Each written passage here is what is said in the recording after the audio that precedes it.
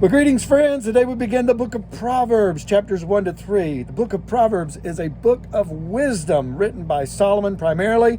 The last two chapters are questionable as far as the author, but this book, remember, Solomon had asked God for wisdom, and God gave him wisdom. So it's full of short sayings that are wise to live by. In fact, I heard a story one time, true story, of a man who was not a Christian, but his business was failing. He went to visit a Christian brother and said, hey, what do I need to do with my business? He said, take the book of Proverbs, read a chapter a day every month, start over the next month, and at the end of the year, we see what happens. Well, he also said, apply what you read.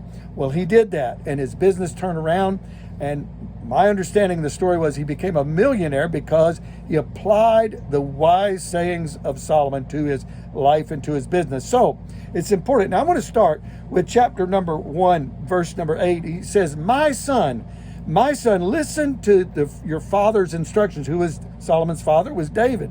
Listen to your father's instructions and also your mother's instructions.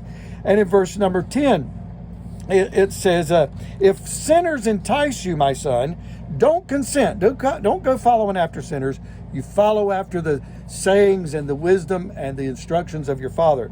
Chapter 2, verse 1, my son, receive my words. Make your ear attentive to wisdom. And what is wisdom? Chapter 1:7 says the fear of the Lord is the beginning of knowledge. Chapter 9, verse 10, the beginning of the Lord is the beginning of, the fear of the Lord is the beginning of wisdom. So when we fear and respect God, we have knowledge, we have wisdom, and this is the beginning.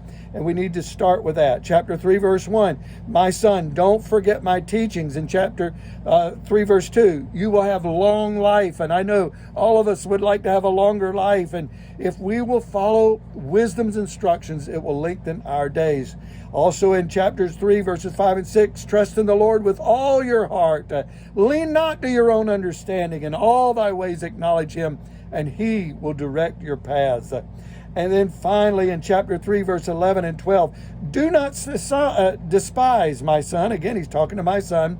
Do not despise the discipline, for the Lord reproves those that he loves. Just like a father disciplines his own children, so God disciplines those he loves. And finally in chapter 3, verse number 21, my son, do not lose sight of these. Listen carefully. Keep sound wisdom and discretion, and they will be life for your soul and adornment for your neck. So my friends, listen to wisdom, what the wisdom is telling Solomon, and we can have a long life and things will go better for us. God bless. Have a wonderful day.